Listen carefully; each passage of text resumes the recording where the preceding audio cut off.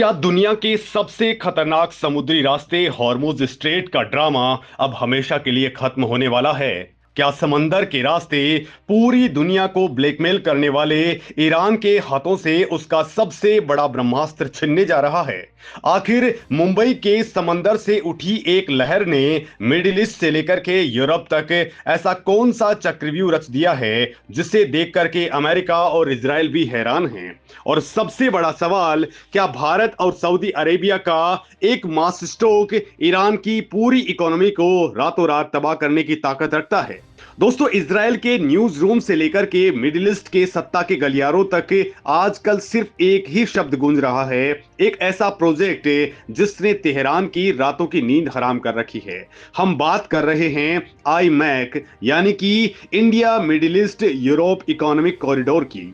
Israeli media और वहां के टॉप स्ट्रेटेजिक एक्सपर्ट्स इसे एक गेम चेंजर बता रहे हैं। उनके मुताबिक अगर ये कॉरिडोर अपनी पूरी रफ्तार से जमीन पर उतर गया तो ईरान का सबसे बड़ा हथियार, जिसे वो दशकों से दुनिया को डराने के लिए इस्तेमाल करता आया है, हमेशा के लिए मिट्टी में दफन हो जाएगा।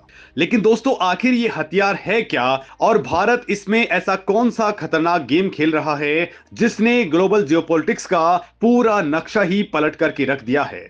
दोस्तों, इसे समझने के लिए आपको सबसे पहले मिडिल ईस्ट के उस चौक पॉइंट को समझना होगा जिसे स्ट्रेट ऑफ हॉर्मुज कहा जाता है।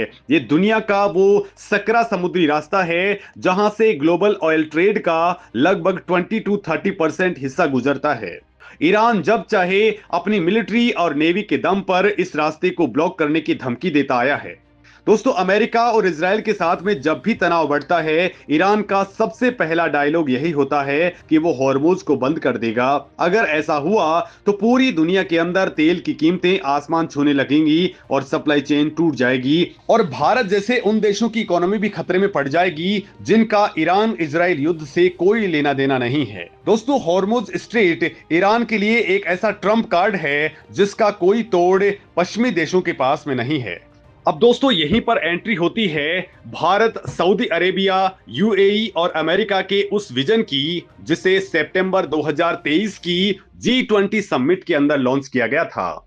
आई मैक कॉरिडोर कोई साधारण सड़क या रेलवे ट्रैक नहीं है। यह हॉर्मुज स्ट्रेट को पूरी तरह से बाईपास करने का एक फुल प्रूफ मास्टर प्लान है। यह प्रोजेक्ट मुख्य रूप से दो हिस्सों के अंदर बटा हुआ है। पहला है ईस्टर्न कॉरिडोर, जो भारत के मुंबई और मुंद्रा पोर्ट को अरब की खाड़ी से समुद्री मार्ग के जरिए जोड़ेगा, और दूसरा है नॉर्दर्न कॉरिडोर, जो यूएई और सऊदी अरेबिया के पोर्ट से शुरू होकर के रेलवे और सड़क नेटवर्क के जरिए जॉर्डन होते हुए इजराइल के हाइफा पोर्ट तक जाएगा, और वहां से समंदर के रास्ते सीधे ग्रीस के पिरायस पोर्ट यानी कि यूरोप तक पहुंच जाएगा।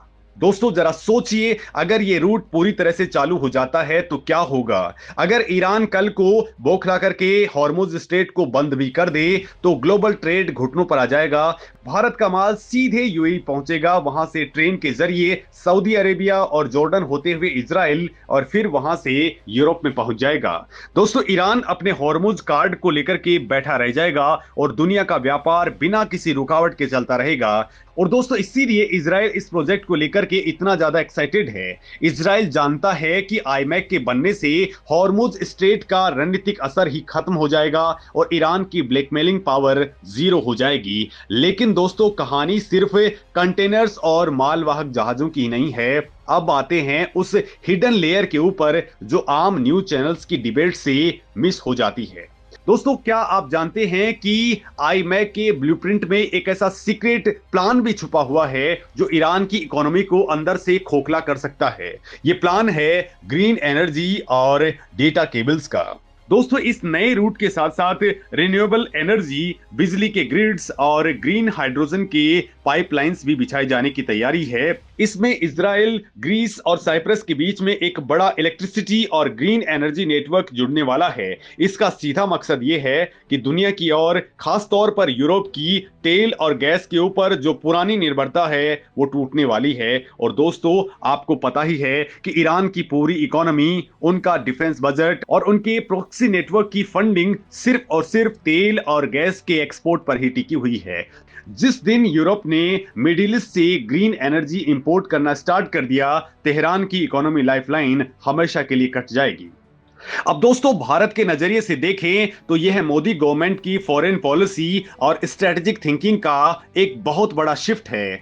200 सालों तक भारत पाकिस्तान के रास्ते सेंट्रल एशिया या फिर यूरोप तक पहुंचने की कोशिश करता रहा, लेकिन पाकिस्तान ने हमेशा अड़ंगे लगाए। इसके बाद में दोस्तों, भारत ने ईरान के चाबार पोर्ट के अंदर इन्वेस्ट किया, लेकिन वहां भी जियोपॉलिटिकल अड़चनें आती रहीं। अब भारत ने इन दोनों को किनारे करते हुए सीधे अरब देशों के साथ मिलकर के एक नया इतिहास रच दिया है। दोस्तों, अब आईमैक के जरिए भारत का माल यूरोप पहुंचने के अंदर लगने वाले टाइम में 40% तक की कमी आएगी, ट्रांजिट कॉस्ट घटेगा और भारत का एक्सपोर्ट सीधे तौर पर यूरोप के मार्केट्स के अंदर चाइना को टक्कर देने लग जाएगा। दोस्तों, इस पूरे गेम में भारत ने कितनी खामोशी से अपनी बिसात बिछाई है का अंदाजा इसी बात से लगा सकते हैं कि जनवरी 2023 में ही भारत के अडानी ग्रुप ने इजराइल के स्ट्रेटेजिक हाइफा पोर्ट का अधिग्रहण कर लिया था।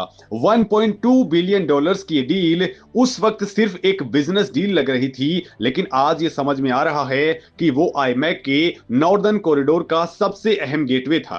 दोस्तों, भारत की ये स्ट्रेटेजिक ऑटोनॉमी ही है जो आज अमेरिका से लेकर के इजराइल तक सबको भारत का मुरीद बना रही है।